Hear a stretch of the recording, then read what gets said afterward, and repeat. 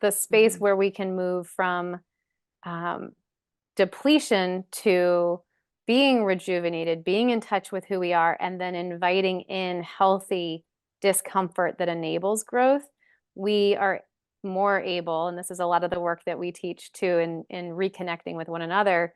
We share practices for people to invite in different perspectives and to be open and to listen and to hear perspectives that are different from what they might know. And so an essential part of personal growth and living from your roots.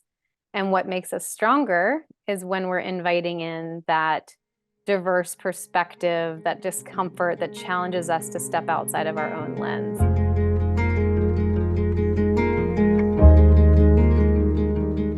Welcome to the Moxie podcast. It is another month here at Moxie, and I'm excited because we are going into a new month talking about rhythms. We just got out of a beautiful month with lots of great conversation and mindset. So this is just going to be a natural flow into what does it look like to have rhythms in our life. And today we have Elaine here, and I'm excited to welcome you into the Moxie community.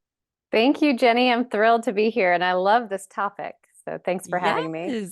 Yes. I love Moxie's been so fun because the podcast really started to share courageous stories from ordinary people.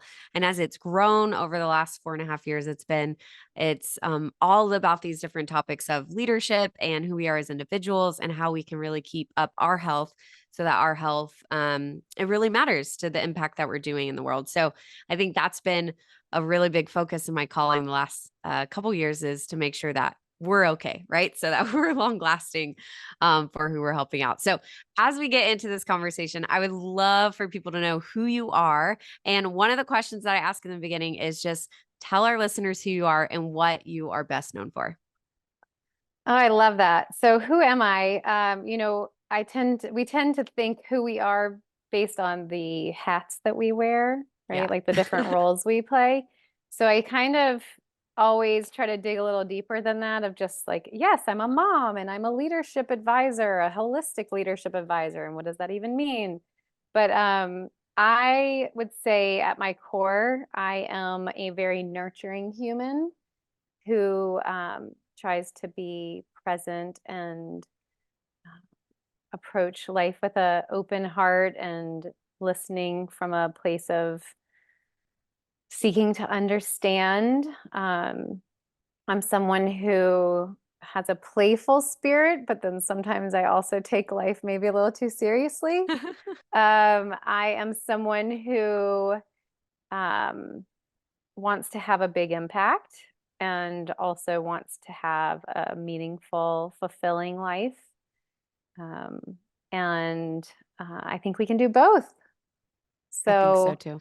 yeah, maybe that's a little bit of who I am. What am I best known for? Um, I'm best known for integrating work and life and showing up in a way that, I like to be there for people. I like to make people feel supported. That's really important to me that I can create spaces, whether it's my children or my community or it's the clients that we serve. It's important to me to support, hold space for people, and I think that's because it's something that I've often sought in my own life. But yeah, I Yeah. think that's a common theme, whether I'm like bringing soup to friends when they're sick. I really like to make soup when friends are sick. Uh, I think some part of me thinks that you can like outrun the germs if you just make soup. Yes. I don't know what that's about, but yeah, I try to be a place of support and um, a place where people can trust and really be rejuvenated, whether it's work or life, because I think that's what I'm always seeking. So I'm trying to share that too. Yeah.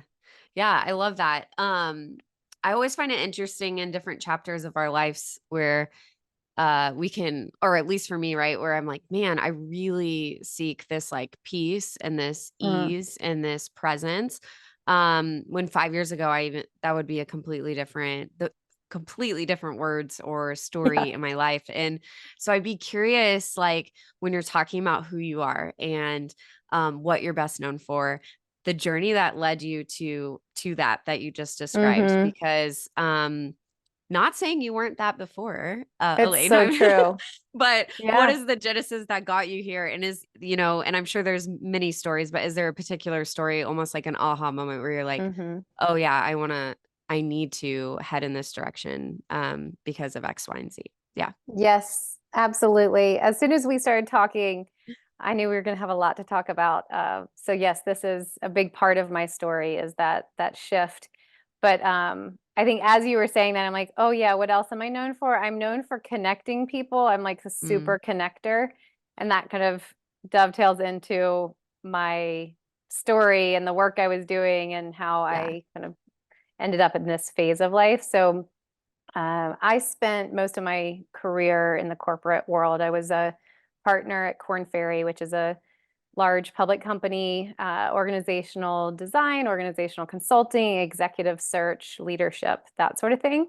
And Mm, I spent most of my career there in the executive search practice. And it was a wonderful, rewarding place to work. And I just was like, really prided myself on this ability to support as many partners as I was coming up the ranks, support as many partners as possible, and support clients and just give everything I had to Korn Ferry.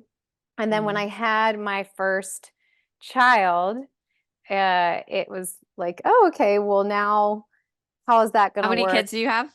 How many Well, at kids this do you have? point, I'm done now. We have three, Okay. uh, We're both in but the three club. So, yes, yes, it does require some pivoting in terms yes. of the balance. So with my first child, it was really more of like my social life shifted, and I still kept doing the thing where I gave everything to work Mm, and really prided myself on that in a way that was not self-serving. And then when I had my second child was really that record scratch moment of like, okay, Elaine, this is not working anymore. You can't just give everything you have from a place of depletion. mm, And so there was a series of events which I'll summarize now, but we can go into more detail as much as you want. But uh, back early 2016, when I had a 9-month-old at home and a 3-year-old at home, and I was trying to keep up with this pace, I had really realized some things needed to shift. So I started working with an executive coach. I was shifting my work to be more meaningful and impactful. I felt like the stakes were higher at home, and so the stakes needed to be higher at work, where the work was meaningful. This is the part where I take myself seriously and also just want every minute to count, right? So the work mhm, became more intentional, working with purpose-driven companies and companies that were having a intentional societal or environmental positive impact. And so I was building a practice around that. And then I also invited in a return to some self-care practices that had gone by the wayside. And all of those things kind of created this mix of a time that has been like no other in my life, where it's like the end of January 2016. And I think it was a combination of the wellness for my body, um, the soul searching with the executive coaching, and the work becoming more connected to my values and the impact I wanted to have. All of this combined together, right? Created this intense couple weeks of just visioning and seeing things so clearly of what I was wanting for the future. And mm, I had this big realization at that time that I was not living from my roots, which became kind of a life motto for me. This idea of being connected to my values and who I am and how that was showing up in all parts of my life. Because I felt like I had been doing this dance between, or not a dance, it was more of like a frantic jumping between work and life and how to make sense mhm, of moving from taking care of young children to being ready to go into the boardroom and present, the material that was needed in these urgent moments, with a corporate mhm, C-suite audience. And those two things felt very disconnected. And so this living from my roots became this way of integrating these parts of my life and finding fulfillment in my work that was more meaningful, and this intention around how I was showing up as a mother, as in my life, and the self-care and this permission to take care of myself became like the sun and the water that then fed the roots and led the whole tree to grow. So I became obsessed with trees. I ended up getting pregnant with my third child, who now had a nature name. We named him uh, a nature name based on this time of revelation.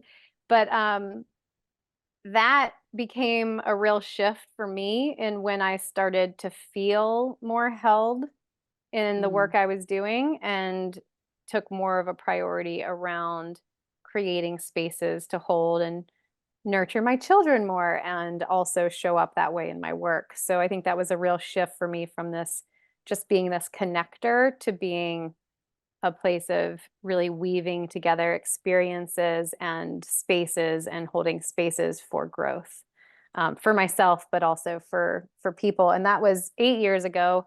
That then led to the inception of Kindred Lane, and then all of that work that was coming through for me in that couple week period became Kindred Lane, and what's grown from Kindred Lane since. So There's so much I goodness there. So I'm like, where know. to even start?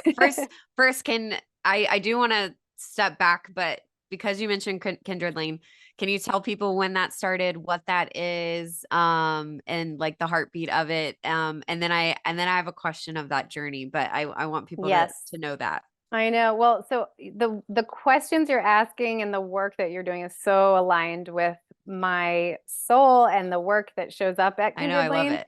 And so I know we have so much to talk about. So I'll try to make this concise. But Kindred Lane is essentially a holistic leadership advisory organization.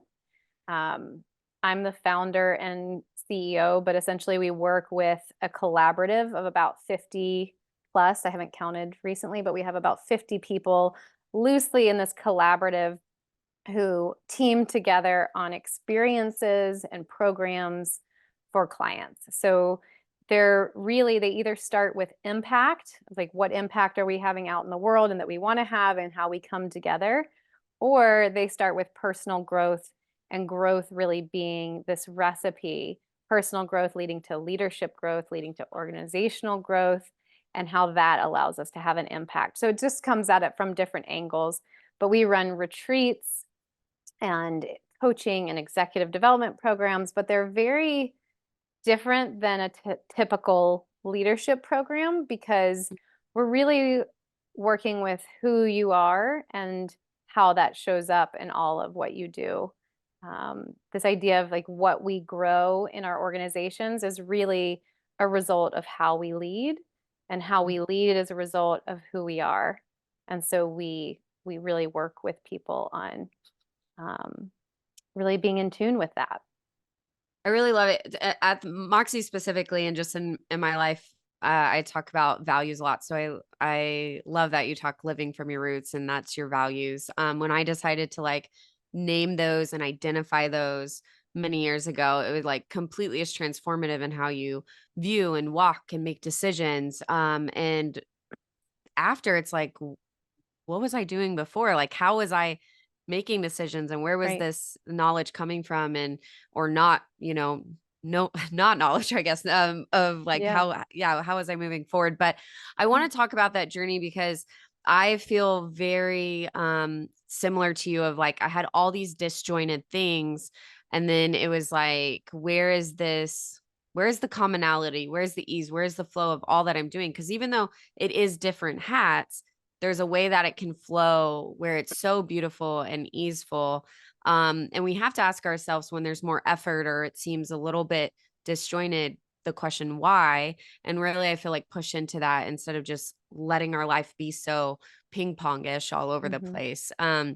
So when kind of started in that journey, and with even, the having kids, seeing the different, just the different really chapters and seasons. But when that changed, and you're like moved and started living from your roots, what was the duration of time there where you could say, where it wasn't even a question any morning, it was just kind of there, it was just Mm. like happening. You know what I'm saying? From the Mhm. time you started making intentional effort to maneuver things and live in your values and live in alignment in that way, what would you say that just to Mm. estimate that time frame was? Yeah. Well, so I would say I think about things in iterative growth, right? So it's Mhm. not like it's not, this was an intense period of, like, I can point to January of Yeah. 2016, right? But it's not that I wasn't living from my roots before, I just wasn't aware of it. And so I think Yeah, that's good. Yeah. this idea of purpose and values, I mean, we are living our purpose and values, whether we're aware of it or not. And sometimes we are pulled outside of our purpose and our values, and we might not feel like like we have the energy. Like when you're doing something that's not in alignment, right? You just Mhm. feel drained, or you're having to push through. And so you could almost say that you are in alignment with your values because you're not giving it everything you have, right? Like you can Mhm. give everything you have to something when it's in alignment with your values and your purpose. And I believe, at least, and this has been true from my experience, and when you are taking care of yourself and able to take care of yourself, which is a huge luxury, right? To Mm. be able to prioritize self-care. Um, but I think what was true for me before was that I was just depleted. It's like if I was a tree, which I will constantly refer to, the work branch and the life branch were almost like about to split because there was so much Mm. growing from each branch, but I was not, like I mean, here in Georgia, we have a lot of storms that come through Yeah. and big trees fall if they're not deeply rooted, right? Mhm. And so this deep root system and also interconnected root system, because trees do communicate and draw Mhm. strength from each other through their roots. And so we have whole exercises and workshops around this for I people. love this. I was like, we need a whiteboard right now and Yes. draw all of this out. I was talking to my team the other day about actually going way too wide and not having and actually having shallow roots, because I was like, in the last couple years, I just feel like I've put a lot of pressure on you guys and we're going way too wide. So my promise to you in the next year, this was back in July, we were talking just like what are our next steps? And I was like, we're gonna go deep and we're gonna do quality and we're gonna do it right. Hmm. So and really, yeah, just encompassing the deep roots of having that foundation feeling sturdy and it being quality versus trying to kind of do mediocre all the way across Right. type of work. But yeah. Yes, and to this theme of rhythms, right? Like Yes. nature grows in rhythms. There's a fallow period of winter when the leaves Mhm. fall off and the energy is more internal. And then there's times of abundant growth when everything's sprouting. And then there's times when Yeah. you need to prune. And um, this idea of actually honoring the rhythms of our own, cycles of nature, or just recognizing that we humans are actually part of nature, right? Yeah. We have disconnected ourselves in large part, but we are nature. And what does it mean to actually allow this? And I personally, and also Kindred have had more fallow periods of not as much growth. Mm. And that doesn't mean something's not happening, right? Mhm. Um, but again, the tree metaphor. So when a branch on a tree is dead and Mhm. not receiving energy from the root system, that branch might fall off, right? Yeah.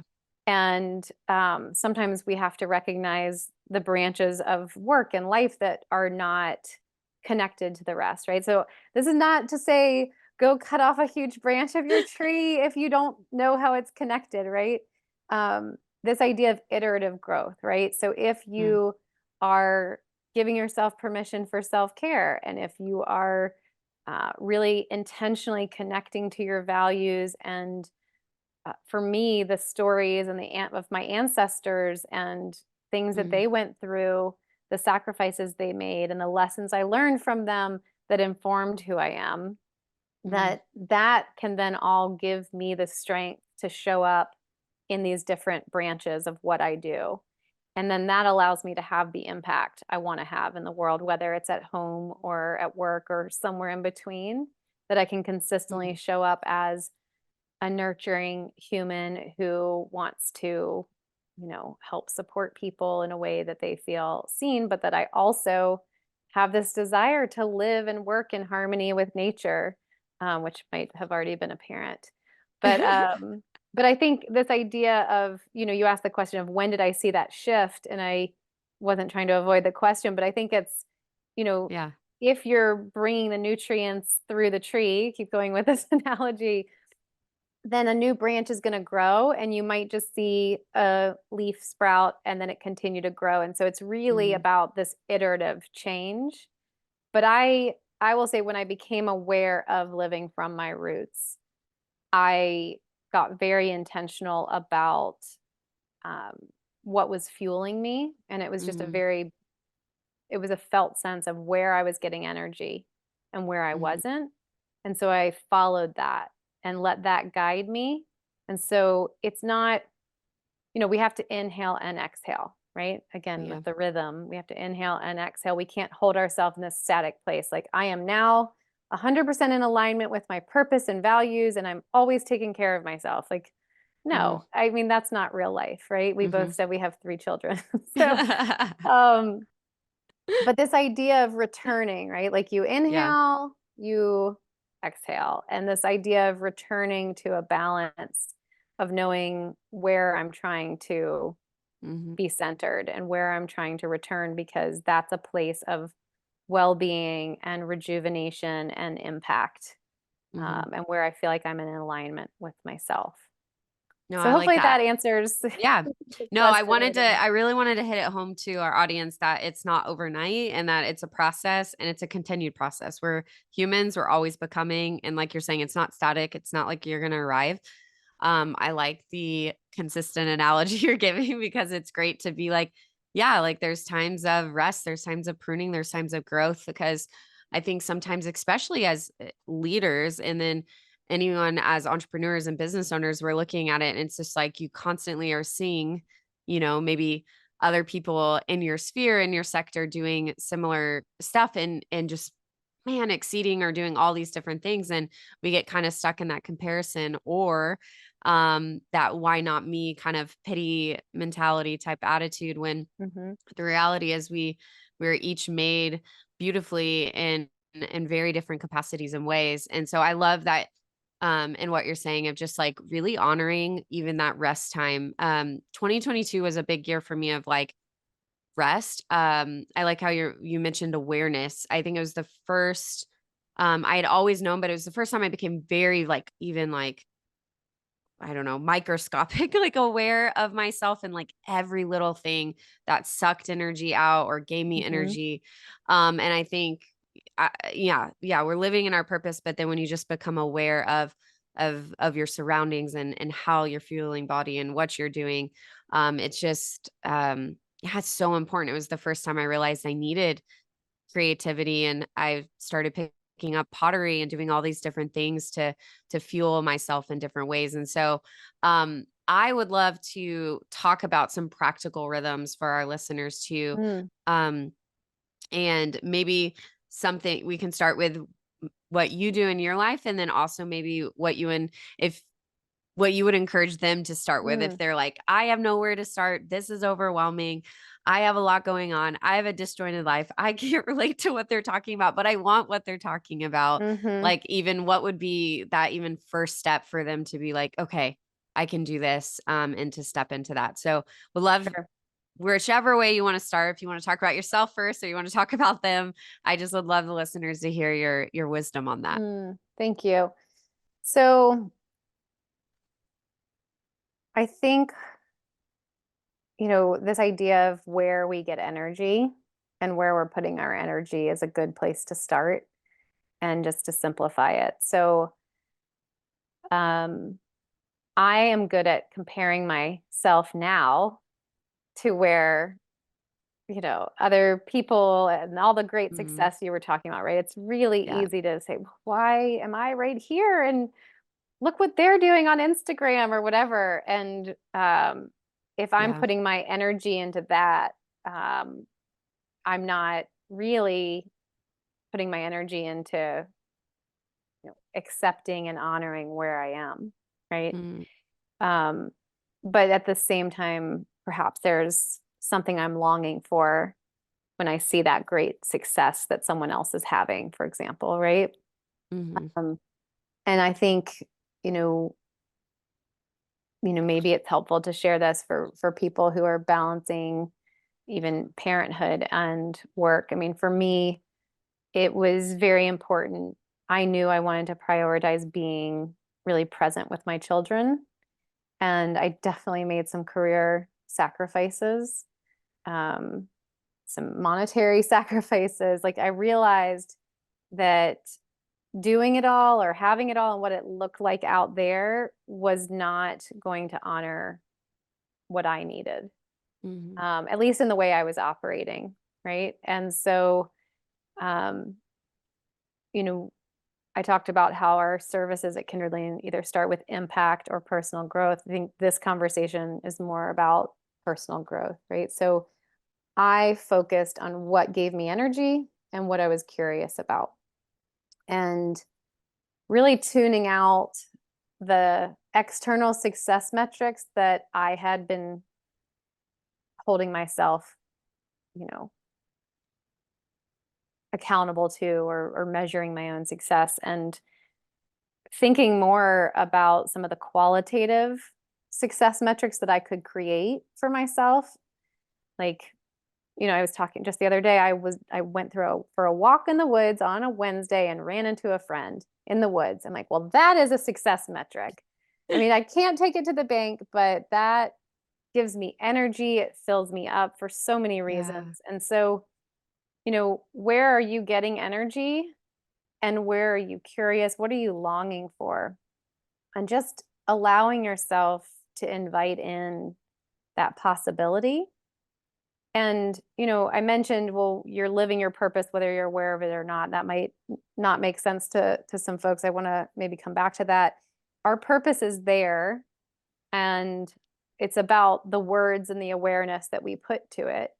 But if something's giving you energy versus something's taking your energy, and I don't mean like a cup of coffee kind of energy, I mean like, Yeah. something that This is really good you're rejuvenates you. clarifying though, because I feel like I've been in this for so long now, and that's just, it's natural in Yeah, how we live our life, but people are like, "Energy? What are we talking about?" And, right, yeah, so it's important to clarify that, not the caffeine in a cup, right. like, just the life-giving energy. Yeah, where do you feel depleted? Are there people or places or things that deplete you? And I mean, I need to caveat there. The goal is not to just make yourself more comfortable, right? This is about growth too. And in order for growth to occur, there requires some discomfort. For sure. Otherwise, we're just staying comfortable. And so, discomfort and inviting in discomfort is an important part of growth. Mhm. But if you are depleted, that's different than creating discomfort for growth, right? And so, thinking about what gives you energy, what you're longing for, not craving, right? There's a difference between what we're craving and what we're longing for. But if you really just kind of sit with that and think about the difference of the two, and like, where do I feel rejuvenated? Like for some people it's spending a lot of time with other people, and some people it's that time on your own, right? Just as one Mhm. example. But I think about like mind, body, spirit, heart. Are you longing for more time in nature? Are you longing for more time alone? Is there a book that you've been wanting to read, or a juice cleanse that you've always wanted to do? Just honoring and this iterative growth, right? It doesn't happen overnight, but like one practice, and practicing honoring, nourishing yourself, energizing yourself, restoring yourself, and then seeing what grows from that. So I think that's just a small place to start of just what gives you energy, what are you curious about, and just moving away from a place of depletion to a place of being rejuvenated. And that then allows us to be more in tune with our purpose and how it shows up. At least that's been true for me, and that guides a lot of the work, and certainly has been true for the clients we work with, who are often burned out executives or leadership teams that know it's good for business to like invest in your people being well and healthy and fulfilled. That's good Hmm. for business, and it's good for the impact that you can have in the world, because there are plenty of challenges to solve in the world. And um, uh, uh, I mentioned that meaningful work is a big part of the recipe. And for me personally, but also for this recipe of where we bring our purpose to life, is being able to see that impact that we're having. So good. I think sometimes it can be scary to, again, it's such a broad, or it's such a big topic. And but I think how you narrowed it down of what depletes you, what gives you energy, what I always say, what lights you up, to really spend time reflecting on that, and to just start with one thing. I'm an achiever by nature, so I'm like, I want to do them all, and then I get like Hmm. really discouraged, right? So it's like, start with one thing that we can chew. I always tell I teach at a university. I tell my doctoral students that when they're writing like their dissertation, that we want to like, impact is a really big thing. So like we want to like solve the pepperoni, but like your dissertation is like, I mean, we want to solve the pizza, but your dissertation is like the pepperoni. And I think this is this same thing. We went from a tree to a pizza. I This is love this it. You could just conversation. eat a pizza under a tree and then it Under a all tree. comes together. Yeah. But to just start with that little, to start Right. little, like you're only, it's that first piece, and it doesn't have to be the whole thing right now. It Right. doesn't have to make up the whole thing. And so I think that's with rhythms, like one thing that my coach told me, by the way, if anyone listening doesn't have some accountability partner or coach, well, one, contact Elaine, find someone and have that person in your life, because that was a game changer for me, 7, 8 years ago, and having that consistently. But I Yes. remember I travel quite often, right? I'm normally in Kenya right now. I'm in Texas. Hmm. Next week I'll be somewhere else. So, but I realized that the one thing, I would get really overwhelmed, with as I'm moving and feel like I'm falling behind, just because travel does that to you. And I realized I just needed to always have set rhythms as soon as I come into Hmm. a place. So like even before I came to Texas, I knew I was going to be here for at least a month.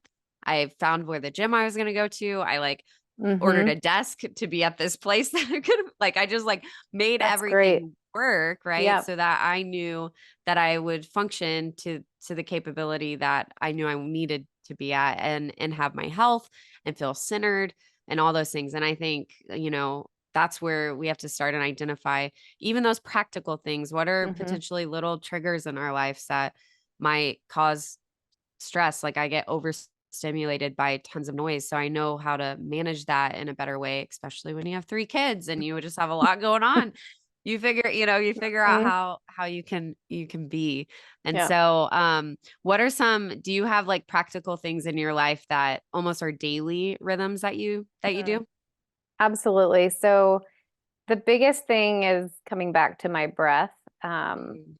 you know, I remember having this idea of like, oh, I wasn't present today. I'll try again tomorrow. Yeah. And then I realized presence happens in the moment.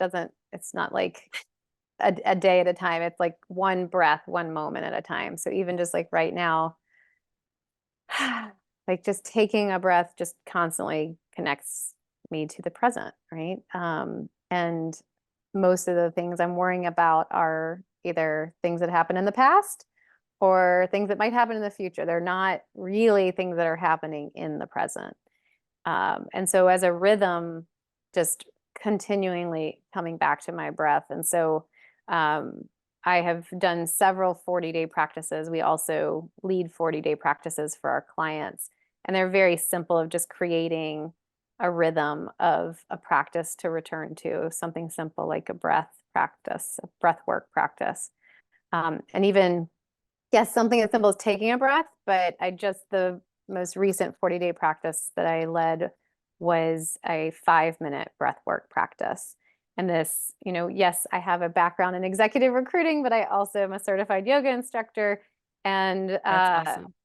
this breath work practice is just a simple practice that sometimes I'll just sit on the stairs in the middle of my kids running around and sit and do this practice. But I try to get up at the same time every day and have a morning practice with a journaling, and I put music on and I do my breath work and I light a candle, and I have this time of just connecting to myself, which is a pillar of our work of reconnecting with self and then reconnecting with one another and then reconnecting with nature. But this idea of really having time to reconnect with myself first before I reconnect with my phone or reconnect with my kids or anyone else, that I'm honoring that space. So that's probably the biggest Yeah. ritual. And then I don't practice yoga every day. I would love to, but having a yoga practice, a strength practice.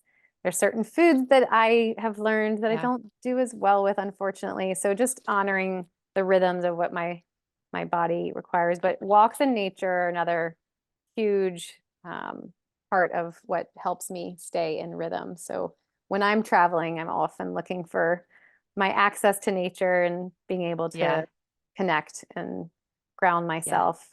Just So, taking your shoes off and putting your feet in the grass and yeah, and yep. just being there.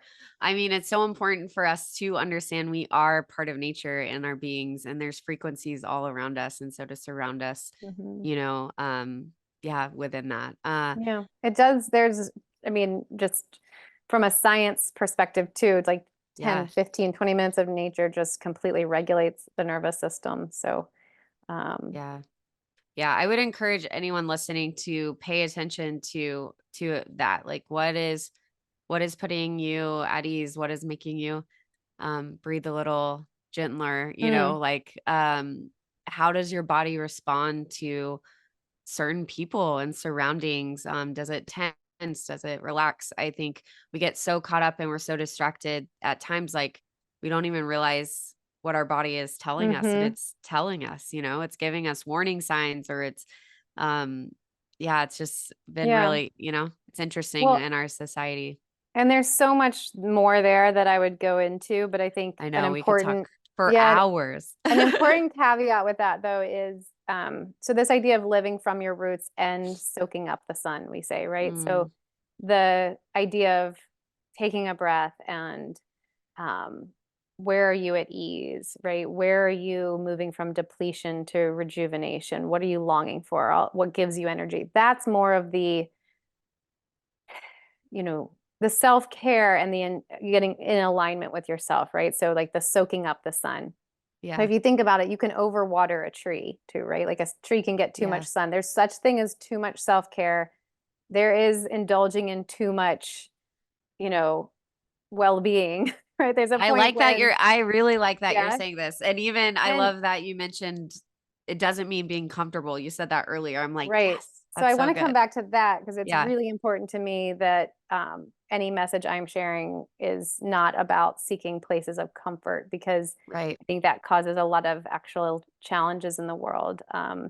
I come from a multi-faith upbringing and was constantly asking this question of like, well, how can I be this and that at the same time? And like I'm always both, Mm, right? Like I mhm, exist in a place where there's both. And so um that is kind of my foundation at looking at the world. And I mm, bring that up because a lot of times we can kind of find comfort in just people who agree with us or who look like us, or and that is definitely not what I'm talking about. mhm, That is more of preventing growth if we're in that space, the space mhm, where we can move from um, depletion to being rejuvenated, being in touch with who we are, and then inviting in healthy discomfort that enables growth, we are more able, and this is a lot of the work that we teach too in reconnecting with one another. We share practices for people to invite in different perspectives and to be open and to listen and to hear perspectives that are different from what they might know. And so an essential part of personal growth and living from your roots. And what makes us stronger is when we're inviting in that diverse perspective, that discomfort that challenges us to step outside of our own lens. And so, thank you for the space to share that, because that is a really Yeah. important part of my values. And then also just a recipe for growth. And coming back to trees, a forest is healthy because of the biodiversity of the forest. Yeah. And just like us humans that need diverse perspectives to make us stronger. That's another lesson that I take from nature. Um, Yeah, I think we should always be curious and come with a learned spirit, open in that nature. I think also, I was just talking to a friend the other day and he was saying his big lesson. I think last year he was on a sabbatical. He was talking about, and I'm going to mess it up, but basically in the sense that he came to this understanding that agreeance isn't necessarily a strong correlation to what community is, like that mm, I don't have to agree. It was in something in that statement, but and I really like that because I'm like, you're right. Like I have really good friends, actually a very diverse, connected community. mm, And there are things that we very much don't necessarily see eye to eye on, but we love each other, to death. Like and mm, have that diversity of values, faiths, maybe, whatever that might be. mm-hmm, And I think, yeah, that's it only makes us stronger to come in with respect, honor, and equity, and to be able to share mm, with one another so that um yeah, we can learn and grow so much when we open our eyes to that. So yeah. I really love that you shared that. We are very much aligned in the sense of being open and Mm-hmm, diverse in this community of wanting to grow stronger in that way. mm-hmm. So I thank you for sharing that. Yeah, it's funny. I'm like, what am I best known for? Okay, maybe it's this. I always have a heart stone Oh, by I love me, it. and I'm often handing them out to people, but we have a practice that's here, I'll pass it to you. See, I can pass it. Oops, there you go. Thank you. Um, so I've actually done workshops virtually where we've done that and passed them through the screen. That's And awesome. but this is actually a practice that works with three young kids at the dinner table, and it works in the boardroom too, and so Oh, everywhere in between. But it also ends arguments. It's mhm, magic. So the practice is essentially the person who has the heart is the speaker, and mm, everyone else is listening from the heart. And if you have the heart, you get to speak as long as you want to speak, as long as you're speaking from the heart. And it encourages active listening. You're not listening to get in a point. You're not listening to prove anything. There's no trying to convince someone of another perspective. You're just listening to honor another person's perspective that is inherently different than yours, because we all have a different lens. And it's so important. I think we've tuned out so many perspectives that we don't have to listen to, because we're able to curate our own experience in the world in yeah. so many ways. That's really creating a lot of challenges. And I feel like perhaps what I'm best known for is actually just carrying around a heart and handing them to people and I trying to literally am like, create I'm gonna buy uncomfortable a Hearthstone, conversations. Hearthstone Well, after this. I'll send you one. We have them on our website, but I will send you one. I would love Oh to. my So gosh. Yes. Okay. Well, where can people find the Hearthstone? And I'm just gonna throw this out here. If the first person that listens to this episode DMs me, I will give you a Hearthstone. I'll great. send you one. I'll And send you an extra. okay, and I'll send you my book, Let It Be Wild, because I will just give you some gifts here. So literally I love find it. Jenny Nuccio. I'm sure you're already following if you're listening to Moxie Moxie Jenny, I'll podcast. also throw in a Living from My Roots shirt for you and for your listener too, because we That's have these fun awesome. shirts. So All right, you guys, first person who listened is like, man, they're gonna win out. They're gonna win. Okay, we got a shirt, we got a Hearthstone, we got a book. This is great. I love it so much. I'm so glad we could talk for hours, and I I think know. I'm so happy we were connected. I have all these people in my mind. I'm like, oh, I was like, "Ah, Elaine needs to know this person and this person. So we'll for sure off the mic Yes. um get you connected to Well, other thank people. you. I really enjoyed the conversation. I know we could talk for hours. So, Yes. um, But as we end today, I would love first, we'll have all this information in the show notes too, but can you just tell our listeners where they can find you, the best place to find you? And then we always end our podcast with one last thing to live by. So would love for you to share that too. What's one last thing to live by? okay. So where to find me? Yes. Kindredlane.com. Perfect. uh, Done. it's kindredlane.com. Okay. So Kindred Lane, which you mentioned about finding your accountability group or people or coach. Yeah. So Kindred Lane's name comes from the path we walk and finding our So purpose and good. living our purpose in community with kindred spirits immersed in nature. And so, yes, can't believe we So didn't even talk about that. go to kindredlane.com and see all the goodness. And find your kindred spirits. Yes. But no, I'm not going to say living from my roots again because I've already said that.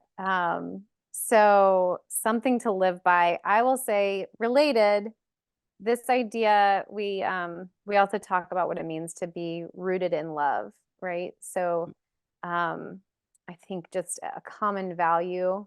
One of perhaps my taproot on my tree is really about being rooted in love and just that not being caught up in the winds of fear that blow and the storms that come through, but really digging deep and just trying to create and share more love in the world and finding strength in all that allows me to do that. And so, yeah, my hope is that our conversation can bring a bit more of people feeling rooted in love and however they're showing up and leaning into that discomfort that allows you to grow while also giving yourself permission to nourish yourself and really fulfill yourself so that you can do important work and feel fulfilled at the same time. Because that's been what my journey has been about and has brought me a lot of just deep fulfillment. So I want that for other people too. Thank you so much, Elaine, for being here. It was a joy to have you on the Moxie podcast. So thank you again. And for all of our listeners, again, we will have all of it in the show notes for you guys to find Kindred Lane, to learn where you can be connected to Elaine. I really hope that you found some new practices that you can start and to really push into rhythms in your life. And we are always here to support at Moxie. So feel free to reach out. And as we always say here, Moxie on.